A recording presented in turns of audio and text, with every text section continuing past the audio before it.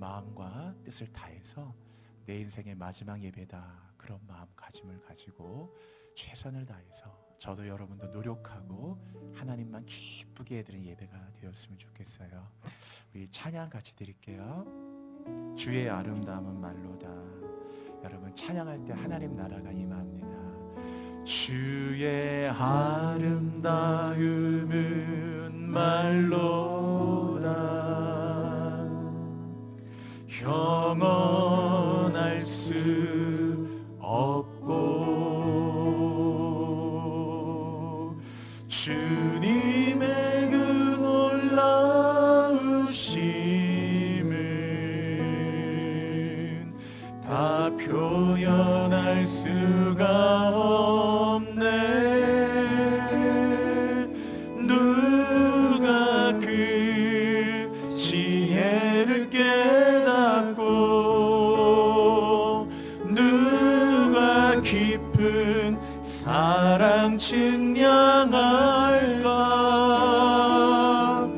보좌에 앉으신 주의 위엄 아름다우신 주님. 내가 주를 경외함으로, 내가 주를 경외함으로 주님 앞에 홀로 섭니다. 찬양 받으시기 합당한 거룩하신 주님. 주의 아름다움은, 주의 아름다움은 말로다. 형언할 수 없고. 주님, 그렇습니다. 주님의 그 놀라우심 다 표현할 수가 없네. 다 표현할 수가 없네. 이 세상 누가 그 지혜를 깨닫고 누가 깊은 사랑 증량할까. 보좌에 앉으신 주의 위 아름다우신 주님, 아름다우신 주님. 우리 모두 함께 주를 경외함으로, 내가 주를 경외함으로 주님 앞에 홀로 섭니다.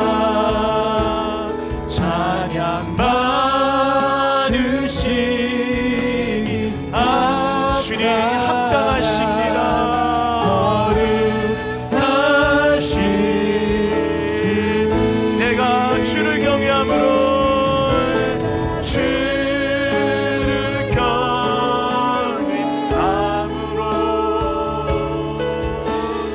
앞에 홀로 섭니다. 찬양 받으시기 합당한 거룩하신. 여러분, 우리 마지막으로 우리 주님께 손을 들고 한번 찬양합시다. 내가 주를 경외함으로, 주를 경외함으로 주님 앞에 홀로 섭니다. 찬양 받으시기 합당한 거룩하신 주님. 이스라엘의 찬양 중에 거하시는 하나님, 오늘도 이 거룩한 하나님을 향한 찬양 속에 이 교회 예배 위에 주님의 보좌로 이곳에 임하셔서 사랑하는 샤론의 것 명석계 모든 교우들, 주님의 핏값으로 사신 천하보다도 귀한 한 분 한 분들의 영혼들입니다.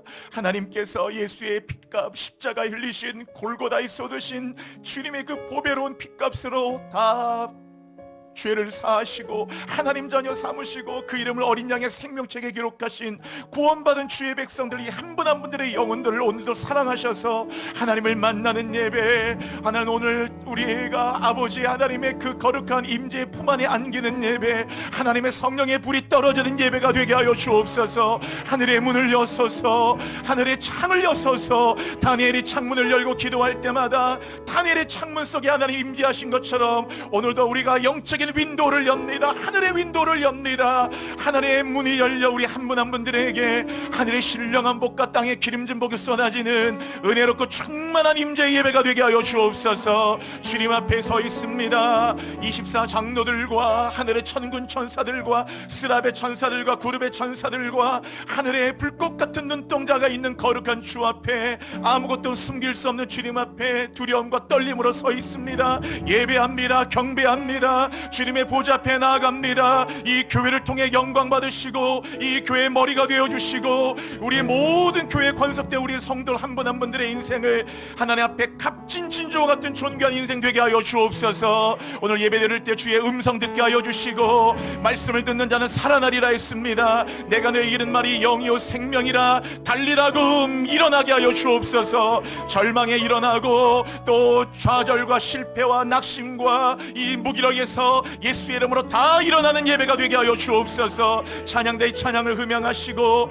오늘 온라인으로 예배 드리시는 모든 교우들 어느 곳에 있든지 함께 그 모든 예배의 자리마다 지성소가 되게 하시고 사랑합니다. 이곳에 주님의 보혈만이 흐르기를 원하며 여호와의 생기가 불어오사 마른 뼈 같은 우리들이 일어나게 하여 주옵소서. 예수 그리스도의 이름으로 감사드리며 기도 올리옵나이다. 아멘.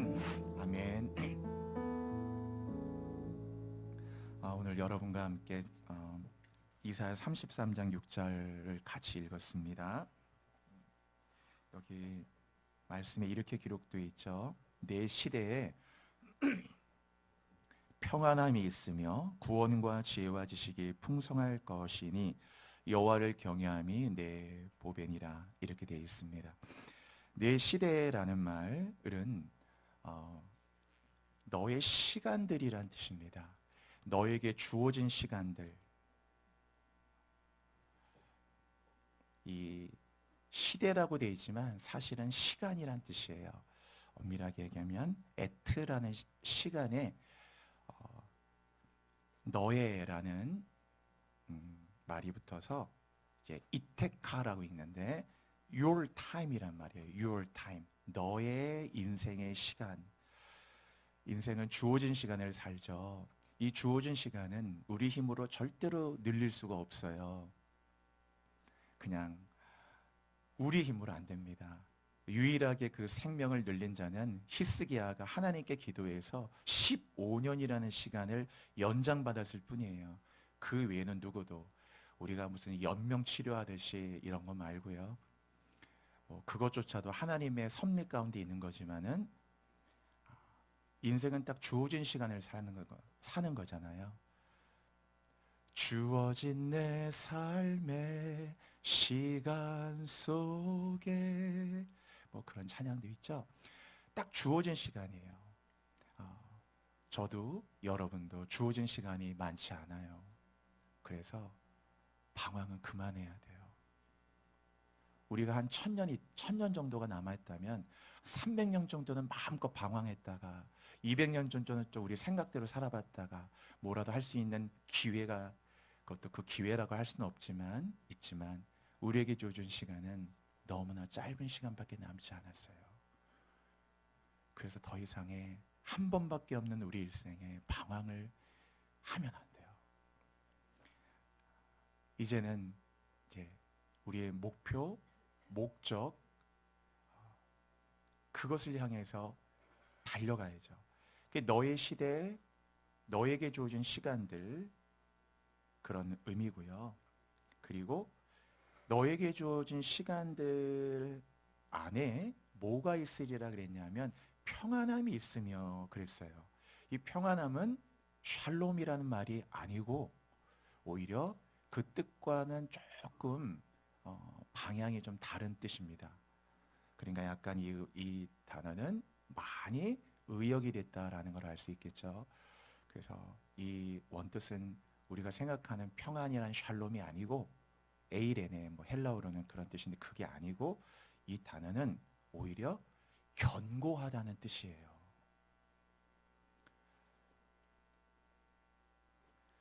견고하다. 에무나라는 말이 있는데 에무나라는 말은 견고함이라는 명사거든요. 그 명사의 뜻이에요.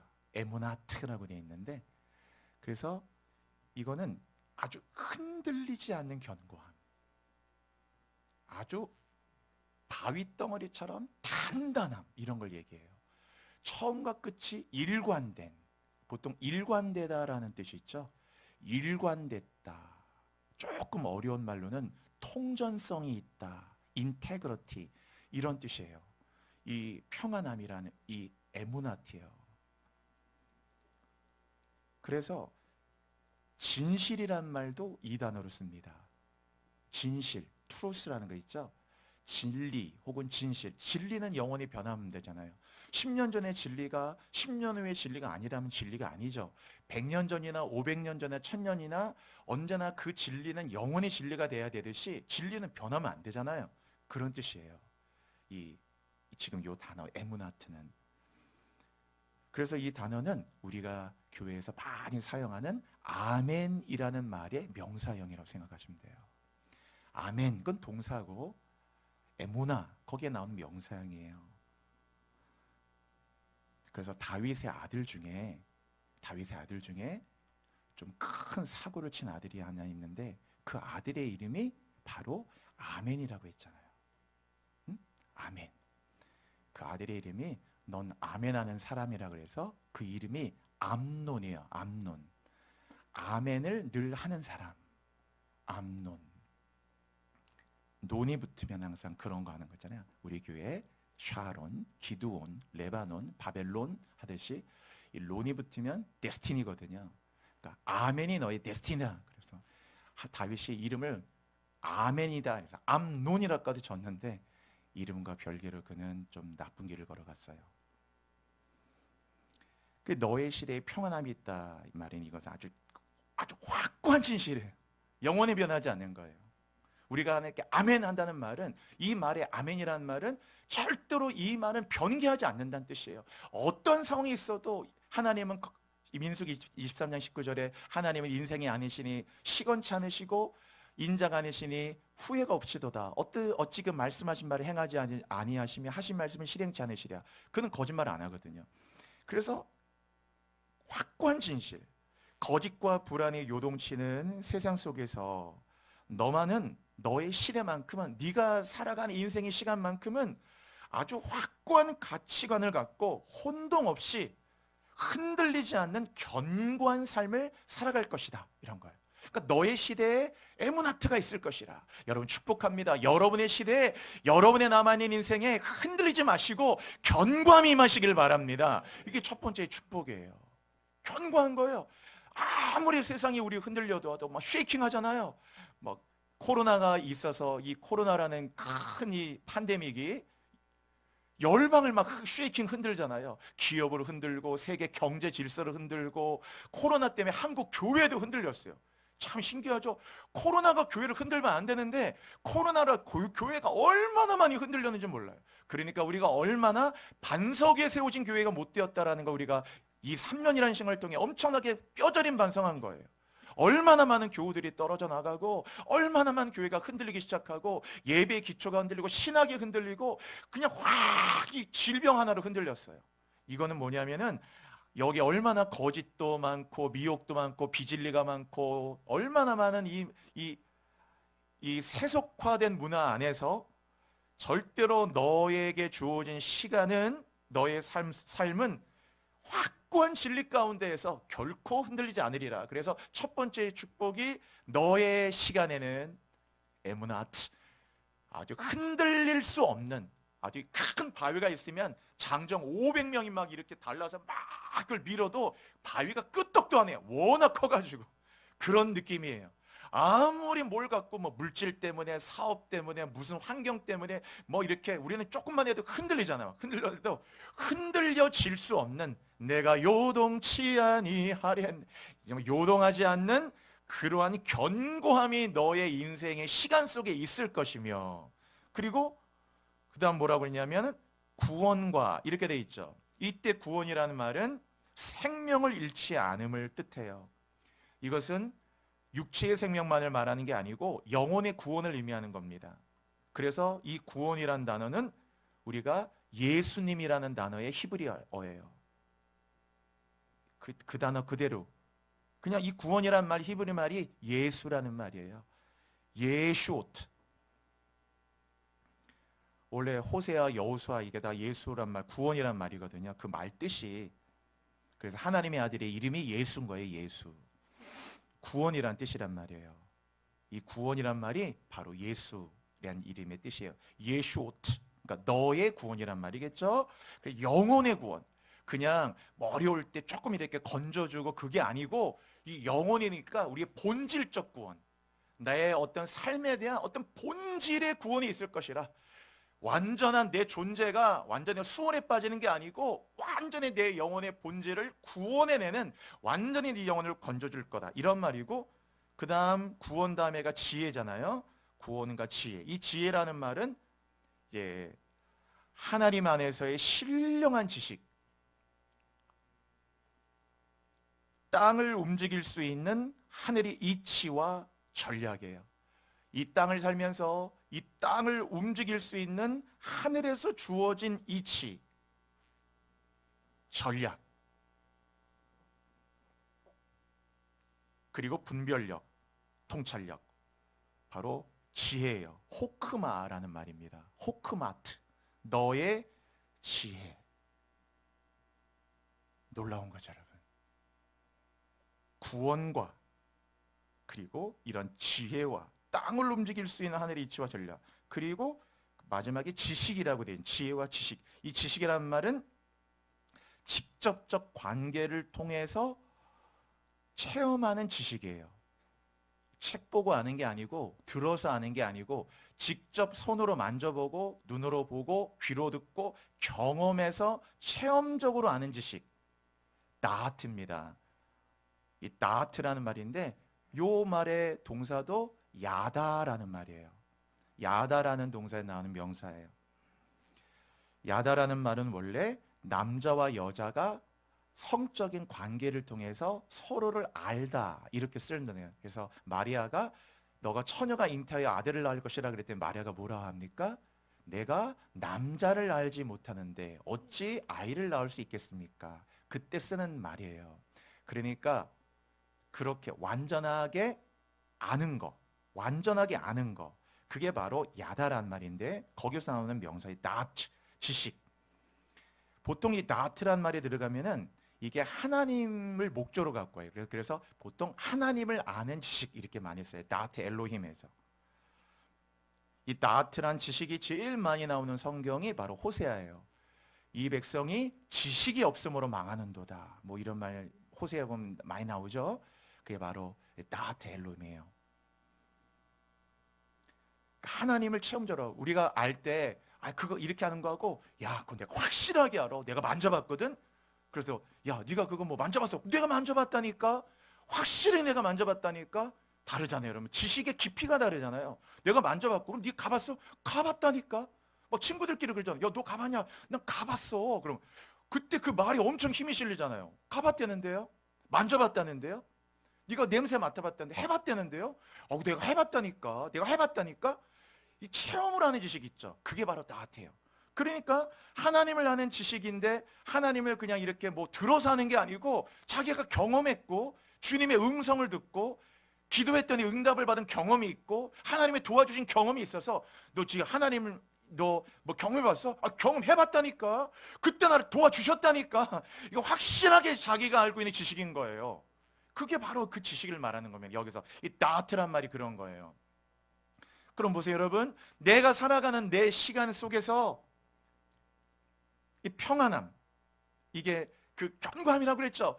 흔들려도 흔들려야 흔들려질 수 없는 그 견고함이 있고, 그리고 구원과 영혼의 구원, 그리고 지혜와 땅의 모든 것들을 움직일 수 있는 그 하늘의 이치와 전략, 하나님의 신령한 이 엄청난 이 지식들, 이 호크마트, 그리고 하나님을 경험을 통해서 알고 있는 하나님에 대한 이 나트 지식이 그 다음 뭐라고 그러냐면 풍성할 것이라 그랬어요. 이 풍성하다는 말은 창고에 넣으려고 해도 넣을 자리가 없는 거예요.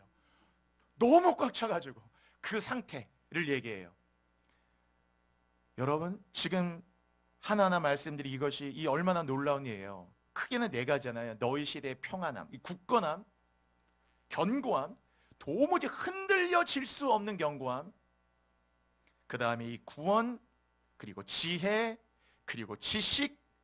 그 한 가지 한 가지 놀라운데 이것도 주어지는 게 아니고 풍성할 것이라. 창고에 넣으려고 해도 넣을 만큼 너의 인생에 가득 차고 넘쳐질 것이라 라고 얘기하면서 그 다음 뭐라고 얘기합니까? 여호와를 경외함이 너의 보배니라 이렇게 얘기했어요. 그러니까 이게 뭐냐면은 앞에 이 보배는 앞에 네 가지, 너의 시대에 있는 이 하나님께 주시는 이 견고함, 흔들려질 수 없는 이 요동치 않는 견고함. 여러분도 자녀들이 만약에 이런 견고함을 갖는다면 부모가 염려하겠어요? 아무런 염려할 게 없죠. 뭐 대학 가도 흔들리지 않아, 유학 가도 흔들리지 않고, 뭐 요새 어학연수 혹시 보낸다면 기도 엄청 많이 하고 보내야 됩니다. 이게 뭔 일을 할지 몰라요. 그 1년 동안 그 안에서 어떤 일이 벌어질지 세상이 악해가지고요. 그러니까 옛날이란 말이 어디가 옛날이야 하여튼 전에하고 많이 틀려요. 여러분, 흔들리지 않는다는 건 막 우리 남편 흔들림이 없고 우리 아내 흔들림이 없고 엄청난 너의 시대에 흔들림이 없고 구원과 지혜와 지식이 풍성한 요 네 가지의 풍성한 복이다 인생의 보배인데, 이 엄청난 너의 시대에 누릴 이 보배를 누구에게 허락되어지는 것이냐? 그것이 여호와를 경외하는 자가 이 보배를 다 가져가게 된다, 이런 뜻이에요. 이게 여러분, 하나님을 경외하는 게 그러니까 얼마나 소중한 겁니까? 그 말을 우리가 반대로 생각하면, 우리가 여호와를 경외하지 못하면 지금 말씀드린 네 가지가 다 예수 믿고 우리가 구원은 받았을지 모르겠지만 결국 이 네 가지의 풍성함은 다 삶에서 놓치고 사는 거예요. 예수 믿는데 늘 흔들리고, 우리 찬양하잖아요. 굳건한 반석이시니 그 위에 내가 서리라, 그 위에 내가 서리라. 만세반석 열리니 내가 들어갑니다. 만세반석이에요. 에버래스팅 락이래요. 만세반석이래요. 영원히 흔들리지 않는. 그런데 이거 우리가 사실 못 누리잖아요. 뭐 찬양만 그렇게 하는 거지. 그러나 여호와를 경외하는 자에게 이 복들이 다 그에게 주어진대요. 여러분, 축복하고 싶습니다. 이 복이 다 여러분의 복이 되시기 바랍니다. 여러분의 시대에 주신 약속의 복이에요.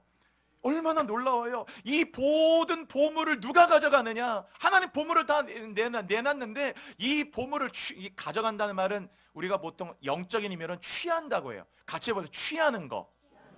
그러니까 술 취하는 거 말고 가져가는 거 있죠. 테이크. 취한다 그러죠. 이 성을 취한다 할 때 이게 라카흐란 말인데, 취하는 거. 누가 이 보물들을 취하느냐? 여호와를 경외하는 자가 이 보물들을 다 자기의 보물들로 가져간다는 거예요. 얼마나 축복이에요. 우리 한번 요 영어로 된 번역 한번 그냥 참고로 볼게요. 여기에 그냥 앞에 우리말로 평안함이 있는데, 그래도 여기에 평안함이라는 말로 번역 안 해놨죠? 그냥 말씀드린 대로 원어에 충실하게 번역해놨잖아요. 그래서 여기는 sure foundation이라고 나눴죠. 저런 뜻이에요. 이 원래 이 에모너트가 이것들은 사실 뜻이 부족하지만은 너의 시대, your times, 너의 시대 아주 sure foundation이 이건 확실하고도 확실한 아주 확고한 근간이 되고 뿌리가 되고 터가 되고 터전이 되는 거예요. 그것이 그런 것이다. 절대로 흔들려질 수 없는 이런 말이고요. 그리고 뒤에 있는 그 축복들. 그런데 여기 보면 맨 밑에 그 보세요. The fear of the Lord. 여호와를 경외하는 것이야말로 is the key다. 우리말로는 여호와를 경외하면 내 보배라 이렇게 번역되어 있지만 여호와를 경외하는 것이 이 보배, 앞에 있는 이 보배를 가져가고 취하는 키가 되는 거예요. 그게 key to this treasure라고 하죠. 이 키를 여호와를 경외하는 키를 가지고 이 보배를 다 네가 취할 수 있다. 이 얼마나 큰 복이에요. 여호와를 경외하는 것은 신앙의 근간이고 기본이고 기초고 어찌 보면 신앙의 전부라고 말할 수 있어요. 사실 우리가 이 교회에서 신앙생활하면서 여호와를 경외함에 대한 교육을 많이 해야 됩니다. 사실 이 잠언에 이 부분이 많고 신명기에도 많죠. 우리가 우리 교회학교 아이들 다음 세대지만 맨날 다음 세대에게 문화적인 것도 중요하고 하지만 그들에게 여호와를 경외함에 대한 교육 많이 해야 되거든요.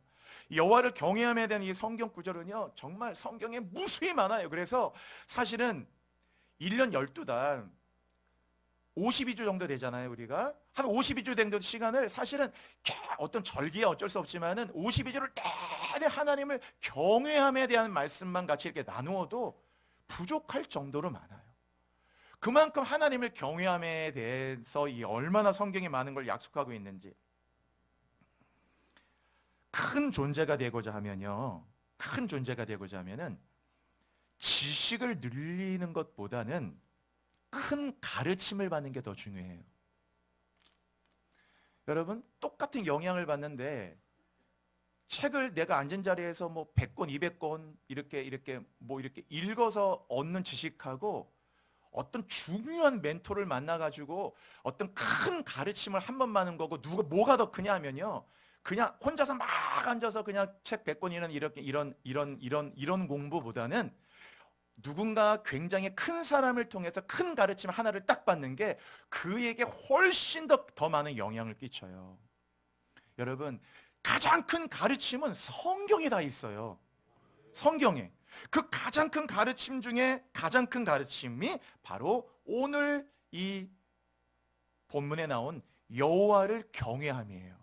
경외함. 여호와를 경외하는 가르침보다 우리에게 더 큰 건 없죠. 우리는 사실 아는 것보다 알지 못하는 게 더 많잖아요. 근데 참 사람은 놀랍게도 내가 알지 못하는 게 훨씬 더 많은 게 그 정도가 아니고 알지 못하는 것과 아는 것의 차이는 비교도 안 될 만큼 차이가 있어요. 그런데 놀랍게 우리는 많은 걸 안다고 생각하고 살아요. 여러분 안 그러세요? 사실 저도 늘 살면서 그렇게 생각해요. 뭐 하다 보면 아유 나도 뭐 인생을 살 만큼 살았는데 뭐. 그러면 우리가 인생을 50년, 60년, 한 70년 살아도 사실 살아온 건 많아도 그렇다고 해서 세상 많은 걸 몰라요. 전문적 지식, 따라갈 만한 지식도 얼마나 많고 모르는 게 얼마나. 여러분 어디 가서 키오스크 계산하는 것도 쉽지 않잖아요. 익숙하지 않으신 분들 이것도 쉽지 않잖아요. 그거 하나 이렇게 계산해내는 것도 익숙치 않고 쉽지 않은데 여러분. 세상에 모르는 게 훨씬 더 많잖아요. 지식적으로 모르는 게 많아도. 근데 놀랍게 우리는 살면서 내가 모르는 게 많다라는 의미보다는 내가 많은 걸 안다라는 생각을 훨씬 더 많이 하고 산다고요, 여러분. 혹시 여러분은 안 그러고 사시면 진짜 여러분 정말 대단하신 거예요. 제가 제 자녀를 보면 저도 모르게 저도 뭘 안다고 생각하고 살 때가 훨씬 많아요. 일단 여러분 이 지구상에 이 항공회담 예를 들면 5천만이 있다 그러면 여러분 5천만 명 중에 여러분이 이름을 댈 수 있는 사람이 몇 명이나 돼요? 동창들도 만나도 이름 모르고 잘 이름 모르는데 우리가 아는 사람보다 모르는 사람이 훨씬 더 많잖아. 사람만 해도. 세상에 모든 게 모르는 거 훨씬 더 많아도 우린 이상하게 안다고 생각해요. 그래서 기도가 안 열리는 거예요. 왜? 안다고 생각하는데 기도할 이유가 생기나요? 웬만큼 다 아는데 나도 해봐서 알아. 나도 직장생활 해봐서 알아. 나도 결혼생활 20년 차로 해봐서 알아. 다 알아. 안 돼. 안 돼. 뭐 기도할 게 없어요. 모른다고 해야 기도를 하죠. 그래야 하나님께 묻는데 안다고 생각하는 암. 그래서 여호와를 경외한다는 건 뭐냐면 알지 못한다는 것을 아는 지식이에요. 여러분, 우리가 그것을 깨진다고 하는 거예요. 사람이 안 깨지면요 계속 내가 많은 걸 알고 있다 생각해요. 그리고 내가 보는 게 맞다고 생각해요. 그래서 기도가 안 열려요. 기도에 대한 동력이 안 붙죠. 우리 찬송가도 있잖아요. 나는 갈 길 모르니 주여 인도하소서. 어찌할 바 모르니 나를 가르치소서. 몰라야 되는데 우리는 안다고 하는 그 생각이 하나님을 경외하는 마음을 못 갖게 합니다. 모세가 120년의 삶이었는데 이집트 왕자로 40년, 미디안의 광야로 40년, 출애굽 인도하는 이스라엘의 지도자로 40년. 120년인데 40, 40, 40 딱 이렇게 나눠져요. 앞에 애굽에서 이집트 왕자로 40년은 나는 대단한 존재다. 자신감과 자부심과 자긍심이 강했던 때였어요. 그러나 40에서 80세가 되는 미디안 광야의 40년, 이드로의 양떼를 쳤던 40년 시간 동안 모세는 내가 아무것도 아니라는 걸 알게 됐어요. 애굽의 왕자도 아무것도 아니구나. 도망자로 쫓겨나서 미디안의 광야 40년 동안 하나님의 은혜 없이 살아갈 수 없다는 아무것도 아니라는 사실을 실존적으로 자각해요. nothing이 되는 겁니다. 그리고 마지막 120세까지 40년은 이스라엘의 지도자로 쓰임 받았는데 하나님은 아무것도 아닌 나를 써주셨다. 하나님은 아무것도 아닌 나를 사랑해 주시고 나를 하나님의 나라를 위해 써주시고 사용해 주셨다. 바로 이것을 모세가 깨달은 과정이에요. 나는 아무것도 아니었다. 나는 대단한 존재였다. 그러나 나는 아무것도 아니다. 하나님은 아무것도 아닌 나를 써주신다. 사실 인생을 깨달을 때 이런 걸 거쳐가는 겁니다. 내가 굉장히 탁월하다고 할 때 여러분 굉장히 나보다 훨씬 더 탁월한 사람 앞에 가잖아요. 주변에서 와 잘한다 잘한다 잘한다 잘한다 해가지고 굉장히 잘한다고 생각했는데 나보다 훨씬 잘하는 사람 앞에 딱 섰을 때 내가 그 잘한다는 탁월함은 갑자기 너무 잘하는 사람 앞에 평범함이 돼요. 제가 전에 이 탁구 칠 때 많이 느꼈어요. 그냥 지금 여기 와서는 거의 못 쳤는데 막 잘 치는 사람 이렇게 많이 보고 와 진짜 잘 친다 진짜 잘 친다. 저는 아예 실력도 안 되니까 다른 분들 치는 거 볼 때 와 저분 진짜 잘 친다 진짜 잘 친다 생각했는데 제가 진짜 잘 친다고 생각했던 그분이 어느 날 다 목사님이에요. 전 목사님들하고만 쳤기 때문에. 그런데 진짜 그 몇십 명 되는 목사님 세계안에 잘 쳤던 지존이 있었어요. 응? 지존이야 지존. 짬뽕 내기 짜장면 내기에서 한 번도 못 이겼어요. 탕수육 내기에서 다 지존인데 그래서 이분하고 복싱 파트너 되면 다 이기는 거예요. 그런데 한 번은 다른 목사님이 오셨어요. 그런데 이분이 전국 목회자 대회에서 탁구대 2등인가 한 분이에요. 거의 선수예요. 목사님들 중에 탁구 잘 치는 사람 되게 많아요. 왼손잡이인데 아직도 기억이 나요. 저보다 키가 살짝 더 크시고 왼손잡이이신데 딱 왼손잡이에 페놀더예요. 응? 쉐이크도 아니고 왼손잡이 페놀더 딱 와갖고 이렇게 치는 걸 봤어요. 그래서 막 그때 막 문자가 오더라고요. 야 오늘 이 목사 뭐 중요한 목사 오니까 절대 뭐 약속 잡지 말고 신방 잡지 말고 그래가지고 딱 이거 놓치면 안 된다 그래가지고 그냥 막 갔단 말이에요. 거기 지하에 탁구장이 있어가지고 그랬더니 거기 막 치고 있더라고요. 그래갖고 제가 지존이라고 생각했던 그 목사님 와 내가 언제 난 저만큼 되나 했는데 그분 하고 딱 치는데 5개 잡아줘도 안 돼.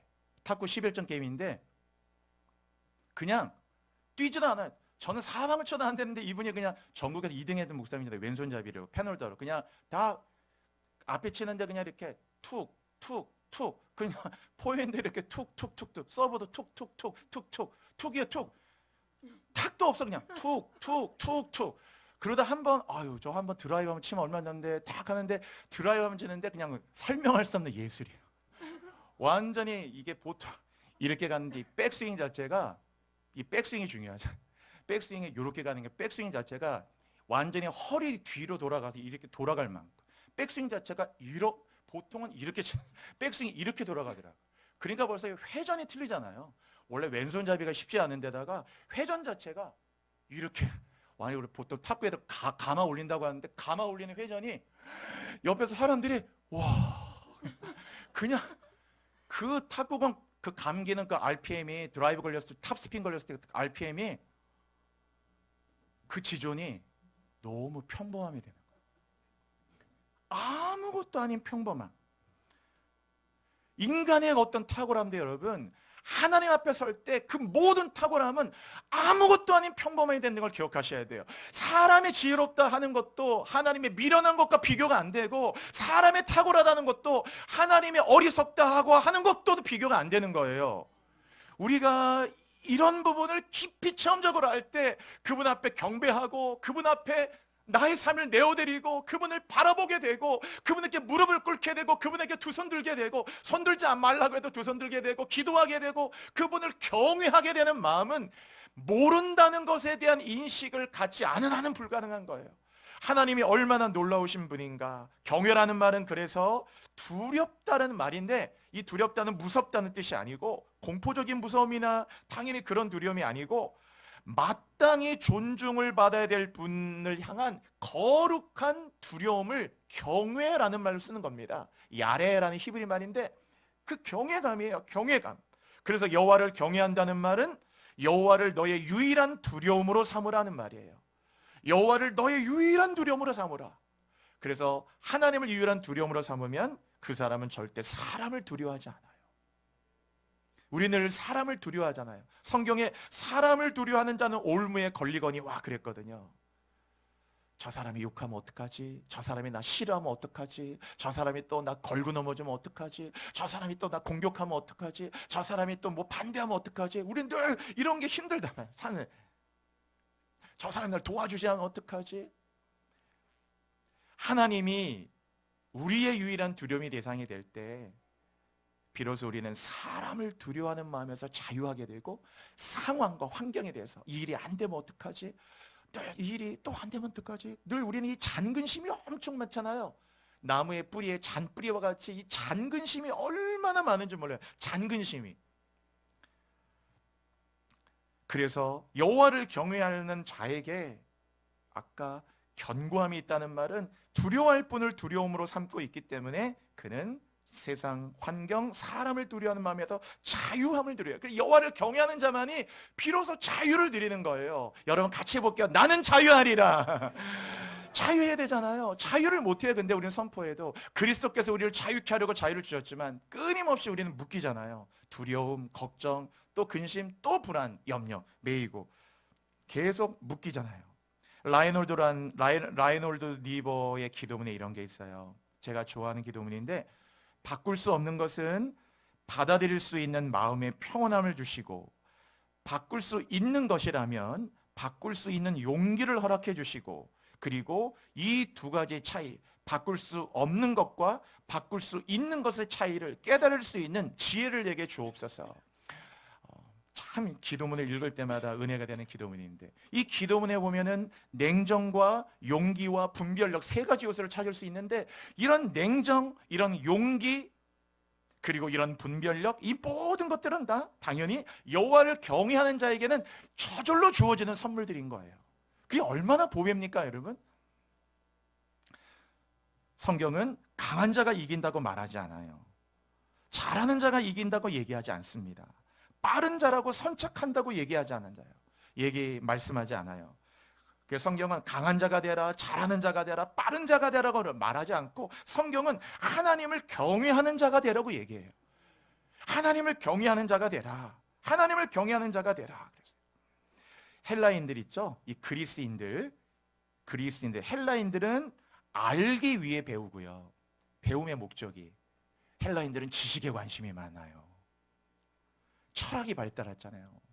얼마나 뭐 아리스토텔레스, 플라톤, 소크라테스부터 시작해서 그 모든 철학의 흐름을 헬라인들이 주도하잖아요. 이들은 지식에 관심이 많거든요. 그러니까 그들은 알기 위해서 배워요.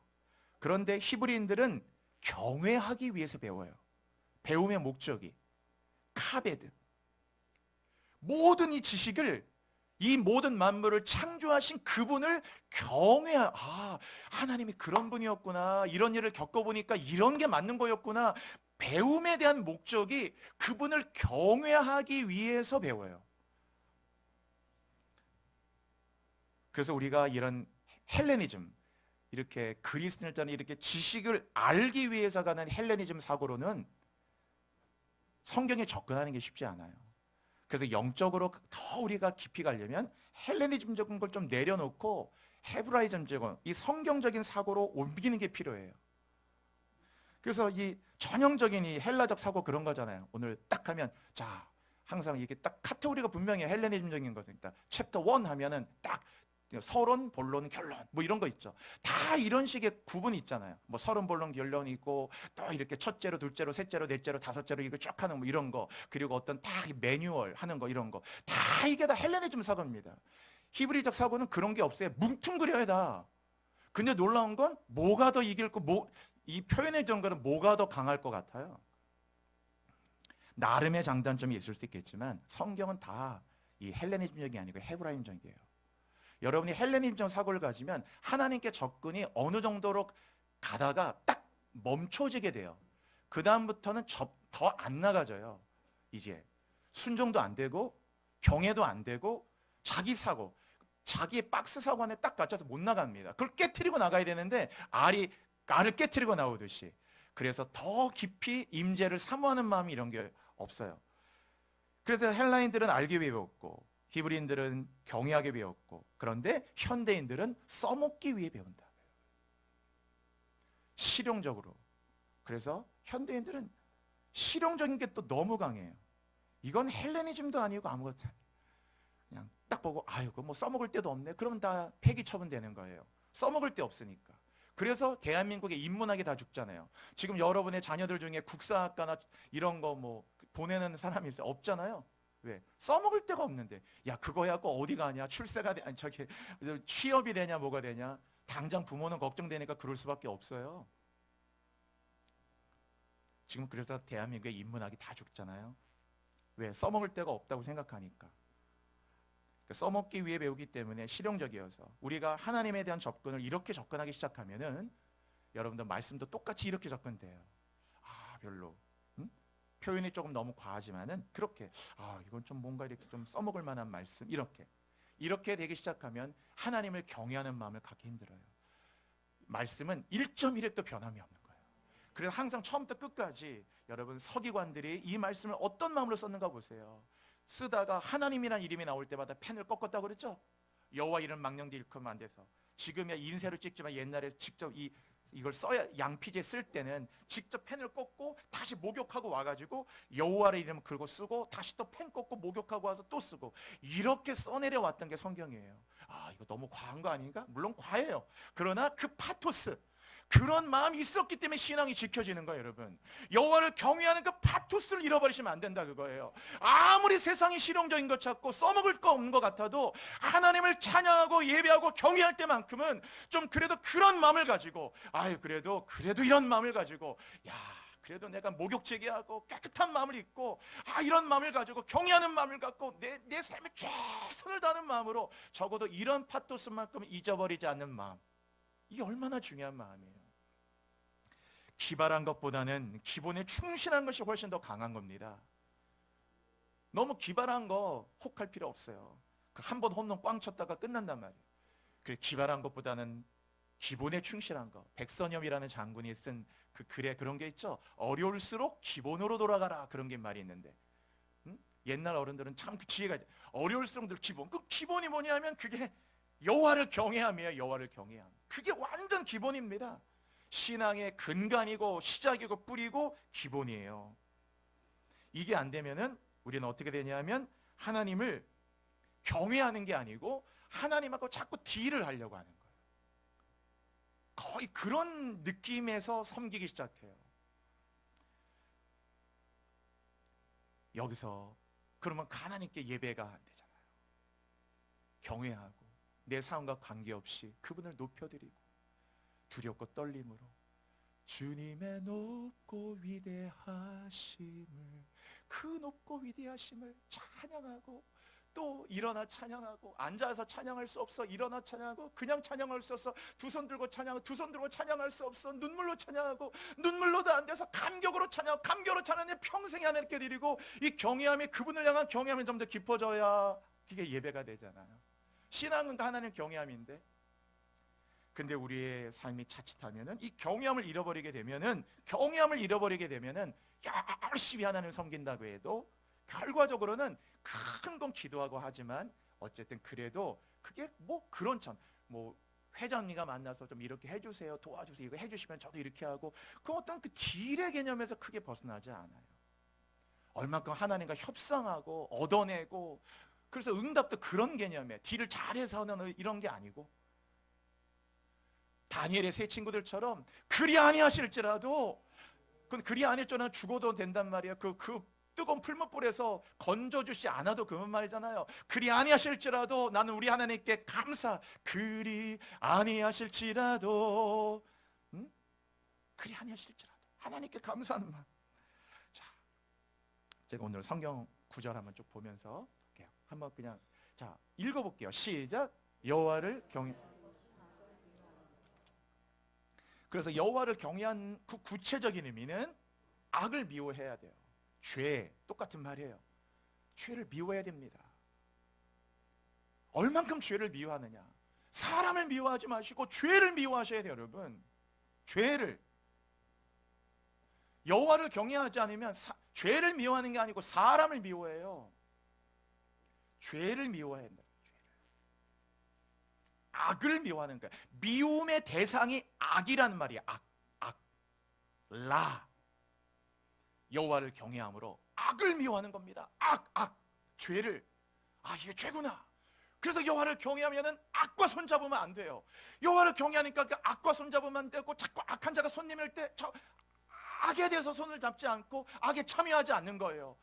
내가 내 마음을 쏠리지만 악의 발걸음을 안 걸려고 하고, 혹시라도 그러기 때문에 철저하게 하나님께 회개하고, 그런 거예요. 악을 미워하고 죄를 미워하는 겁니다.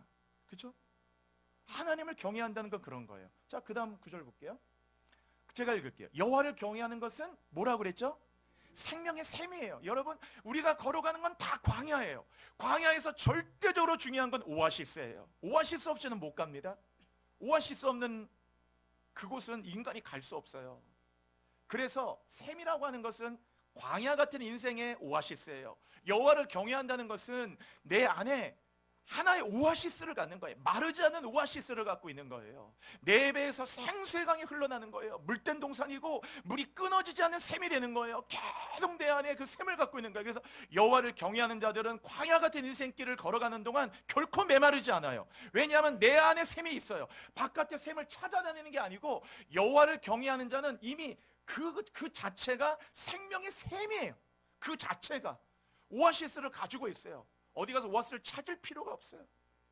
늘 진리가 나오고 은혜가 흘러나오고, 여호와를 경외하기 때문에 기쁨이 흘러나오고, 하나님의 영적인 지혜가 흘러나오고, 지식과 전략들이 흘러나와요. 늘 생명의 샘이 흘러나옵니다. 생명샘이 흘러나와 그랬잖아요. 흘러나와요. 다 흘러나옵니다. 자, 그 다음 또 볼게요. 자, 여기 보면 여호와를 경외하는 것은 또 뭐라고 그랬죠? 지식의 근본이에요. 아까 생명의 샘이라고 그랬고, 여호와를 경외하는 악을 미워하는 것이라고 그랬고, 이 잠언에서는 여호와를 경외한 것은 지식의 근본이야. 저는 지식의 근본이란 근본이란 말은요, 저 레시트란 말은 뭐냐면은 머리란 뜻이에요. 머리란 뜻이에요. 머리가 되고, 그리고 뭐죠? 그 시작이에요. 근본이라는 게 뿌리라는 말만 되는 게 아니고, 저 말이 이 머리란 뜻이에요. 베레시트 해가지고 창세기 1장에다 나오는 말인데, 레시트. 그러니까 여호와를 경외하는 것은 지식의 뿌리가 되고, 지식의 정점이 되고, 지식의 최고봉이에요.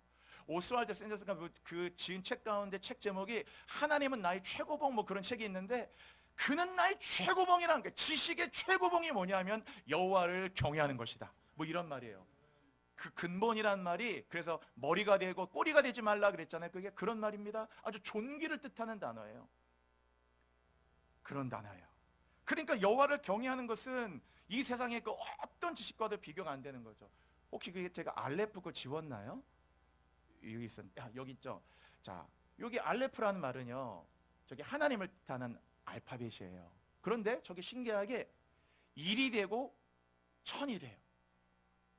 1도 1이라는 숫자 값도 있고, 저게 알레프 자체가 1000이라는 뜻이에요. 그냥 1000이라는 말이 알레프예요. 1000이라는 말이에요. 1000. 1과 1000이 같은 의미를 갖고 있다는 게 놀랍죠. 하나, 에카드가 되고 하나가 되고 1000이 되는 거예요. 그러니까 저게 성경 구절이 있어요. 하나가 1000이다. 성경 구절이 있어요. 어디에 있을까요, 여러분? 이사야 있어요. 너희 하나가 1000을 이길 것이며, 작은 자가 큰 자를 이기고 약한 자가 강국을 이루리라 그랬어요. 그래서 너희 작은 자가 1000을 이루라 할 때 그 작은 자 하나가 1000, 알레프가 된다는 거예요. 그러니까 저게 뭐냐면은 하나를 얻었잖아요. 하나를 얻었는데 1000이 열린단 말이에요. 여호와를 경외하는 거 하나의 지식을 가지면 그에게 1000의 세계가 열린다 그거예요, 여러분. 얼마나 놀라워요. 아까 여호와를 경외하는 거, 내 시대에 평안함이 있고 구원과 지혜와 지식이 풍성하리라 했는데, 하나님께서 얼마나 많은 것들을 주시는지, 예수 그리스도 하나를 얻으면 예수는 우리를 죄사함 받게 하고 천국만 가게 하는 협력자가 아니에요. 구원자만 아니에요. 예수를 믿으면 예수 이름으로 구원만 받지만, 구원을 받지만 예수의 이름 안에 지혜와 지식의 모든 보화가 감춰져 있어서 예수 안에 평강이 있고, 예수 안에 사랑이 있고, 예수 안에 희락도 있고, 예수 안에 은혜가 있고, 예수 안에 비전도 있고, 예수 안에 삶의 목적도 있어요. 예수 안에 모든 게 들어가 있기 때문에 예수 하나를 얻는 게 1000을 얻는 것과 똑같은 거예요. 다 얻는 거예요. 여호와를 경외하는 것은 여러분에게 그 한 가지가 1000의 세계를 열어주는 겁니다. 여러분, 여호와를 경외하는 복을 누리시기 바랍니다. 우리가 아는 것처럼 현대인들 지식도 많아요. 훨씬 더 공부 많이 했잖아요, 여러분. 대부분 대졸에다가 대학원에다가 석사, 박사까지 하신 분이 얼마나 많아요. 그런데 놀라운 건 그렇게 많은 지식을 해도 오히려 하나님을 경외하는 이 지식에 있어서는 오히려 생각이 더 그렇게 영적으로 그렇게 접근이 안 돼요. 이렇게 많이 배운 분인데 왜 이런 세계는 잘 안 열릴까, 이렇게 그런 생각을 갖게 되죠. 그 다음 예레미야 있는 구절 하나 보고요. 자, 예레미야 제가 읽을게요. 네 속에 나를 경외함이 없는 것이, 노란색, 경외함이 없는 것이 그게 악이요 고통이에요. 여러분, 악이 뭐냐? 하나님을 경외함이 없는 것이 그게 악이에요. 그리고 그게 고통인 거예요. 여러분, 이 구절 제가 더 설교 시간에 더 묵상할 수가 없어. 여러분이 꼭 적어 놓으시고 많이 묵상해 보세요. 이런 구절들을 많이 묵상할 때 여러분이 회개가 열리고, 회개가 열려야 기도가 열리고, 기도가 열려야 은총이 열리고, 그래야 여러분의 그런 거 있잖아요. 이 안에 이렇게 막 쌓여져 있는 게 있는데 이게 탁 터트리니까 거기서 열려지는 거예요. 자, 마지막 구절 하나 볼게요. 전도서. 일의 결국을 다 들었다 했죠. 하나님을 경외하여 그 명령을 지킬지어다. 이것이 모든 사람의 본분이니라. 자, 요 말씀 오늘 결론 맺고 마치겠어요. 전도서의 결론이면서 오늘 본문의 결론과 똑같아요. 자, 일의 결국을 들었다. 저 결국이란 말은 뭐냐면은, 결국 소프란 말인데, 결국 끝이란 뜻이에요. 끝. 결국이란 저 말은 끝자라. 그래서 홍해 있잖아요. 그 이스라엘이 바다를 건너 홍해가 원래 빨간색 바다란 말이 아니고 그게 얌수프란 말이에요. 원래 히브리 말은. 그래서 그게 붉은색 바다를 말하는 게 아니고 바다의 끝이다, 그런 뜻이에요. 얌수프. 그래서 바다의 끝이 육체가 되고 사람의 끝이 하나님의 시작이 된다, 그런 뜻이에요. 자, 일의 결국을 들었잖아요. 결국. 저 결국이라는 건 뭐냐면 더 이상의 결론은 없다. 다 이렇게 살아봤을 때 솔로몬이 완벽한 인생의 결론, 더 이상의 결론을 낼 수 없는 최후의 결론, 최종적 결론. 대법원의 판정이야. 우리나라는 3심 제도니까 1심, 2심, 3심으로 끝나잖아요. 대법원 끝나면 대법원 이상은 없듯이 그게 끝나는 거예요, 거기서. 그러면 일의 마지막 인생의 결론인데 그게 뭐냐면은 하나님을 경외하라, 그거예요. 그건 설명해 놓은 거, 명령을 지키는 건 설명해 놓은 거고, 하나님을 경외하는 게 인생의 결론이라고 얘기하면서 그걸 자, 밑에 노란색만 한번 읽어볼게요. 모든 사람의, 시작. 모든 사람의. 자, 여러분, 모든 사람의 본분이라고 하는 저 말은 본분이다 이런 뜻도 있지만 저 원뜻은 제가 오늘 피치 못하게 원뜻을 많이 말씀드렸는데 묵상은 여러분이 해보세요. 저 본분이라는 뜻은 모든 것이라는 뜻이에요. 모든 것, all. 콜이라는 말인데 전부 그런 거예요. 전부. 그러니까 쉐마의 그거 있죠. 너는 마음을 다하고 성품을 다하고 힘을 다하여 내 하나님 여호와. 그때 다하여라는 그 말이 저 본분이라는 말과 똑같은 거예요. 마음을 다하고 콜 레바브카 할 때 마음을 다하고 with all my heart 할 때 본분. 이 본분이 이게 전부란 뜻이에요. 그래서 어찌 보면 저것을 모든 사람의 전분이라 하는 게 직역이죠. 여러분 보세요. 일의 결국이 뭐냐면 하나님을 경외하고 사는 것이 결국에는 인생의 다 전부다 그래요. 너의 삶의 전부고 인격의 전부고 네가 남아있는 인생을 전부를 다 걸어도 후회함이 없을 만한 완벽한 전부를 걸 만한 합당한 결론의 전부가 뭐냐면 그게 하나님을 경외하는 거라 그거예요. 이게 전부다. 너의 인생의 전부가 하나님을 경외하는 거고 너의 인격의 전부가 하나님을 경외하는 거고 너의 삶의 전부가 다 결국은 하나님을 경외하고 살아야 되는 거였구나. 젊을 때 인생의 결론도 하나님을 경외하는 거였구나. 어떻게 살아야 되느냐 하나님을 경외하는 거였구나. 저게 다 전부란 뜻이에요. 답의 전부, 결론의 전부, 나라의 전부, 가정의 전부, 인생의 전부, 목회의 전부. 그 전부가 뭐냐? 하나님을 경외하는 게 전부라. 그게 결론이 전도서 마지막 구절이에요. 여러분 오늘 말씀 마치면서 제가 처음에 그런 말씀 드렸잖아요. 이제 우리 안에 조금이라도 흔들리지 마시고 또 여러분 가운데 그런 분 없겠지만 더 이상의 삶의 방황은 하지 않고 우리에게 주어진 남은 시간 동안 이 하나님의 놀라운 축복을 다 받는 이 보배를 다 갖는 축복은 열쇠는 여호와를 경외하는 거예요. 오늘도 여러분 여호와를 경외하고 특별히 우리 자녀들이 절대적으로 여호와를 경외하는 자녀가 되게 하소서. 하나님 우리 나의 인생에 여호와를 경외하는 인생이 되게 하여 주옵소서. 그것이 전부라고 이렇게 말씀하고 있잖아요. 우리 함께 이 시간 기도할 때 주님 나의 남은 인생 참으로 저것이 전부라고 했으니 나도 남은 인생을 여호와를 경외하는 데 내 생애를 전부를 걸게 하여 주옵소서. 여호와를 경외하는 건 악을 미워하는 겁니다. 여호와를 경외하는 것은 샘을 얻는 겁니다. 여호와를 경외하는 것은 여러분의 지식의 근간이고 최고의 여러분의 인생의 최고봉의 지식입니다. 하나님 앞에 여호와를 경외하지 않는 것이 악이요 고통입니다. 여호와를 경외하는 인생을 누리게 하여 주옵소서. 주여 부르짖고 우리 함께 여러분 결단하면서 뜨거운 마음으로 기도하시겠습니다. 주여 주여 주여. 할렐루야. 하나님 아버지 감사합니다. 감사합니다. 하나님 여호와를 경외하기를 원합니다. 하나님을 더욱 사랑하기를 원합니다. 주님 여호와를 경외하는 것은 악을 미워하는 것이라. 여호와를 경외하는 것은 생명의 샘을 얻는 것이라.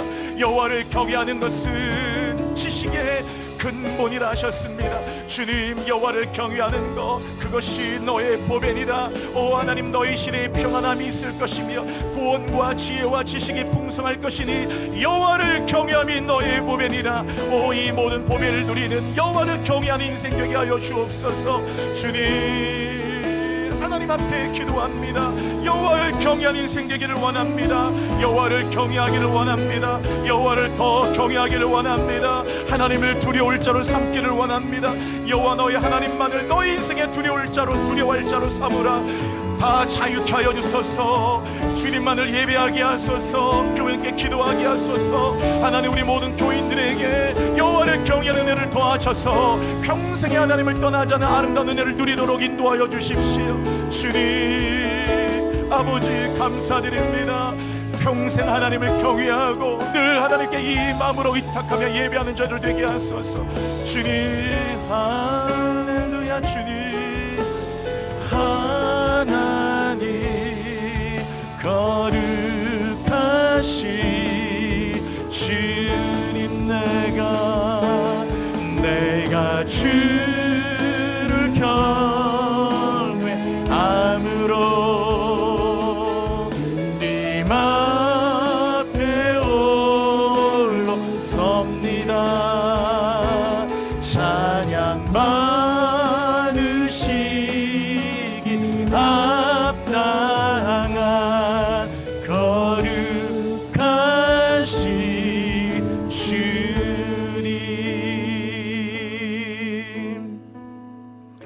세상이 너무나 세속적이 되다 보니, 우리의 말초신경을 자극하는 것이 너무 많다 보니 어찌 보면 너무나 먹을 것과 입을 것이 많아지고 빈부의 격차가 심해지고, 그래서 우리의 삶의 목표들, 점점 우리의 것들이 소유에 집착되다 보니 우리는 점점 실용적이 되어져 가고, 우리는 하나님을 경외하는 마음들을 점점 갖기가 어려운 시대를 살고 있습니다.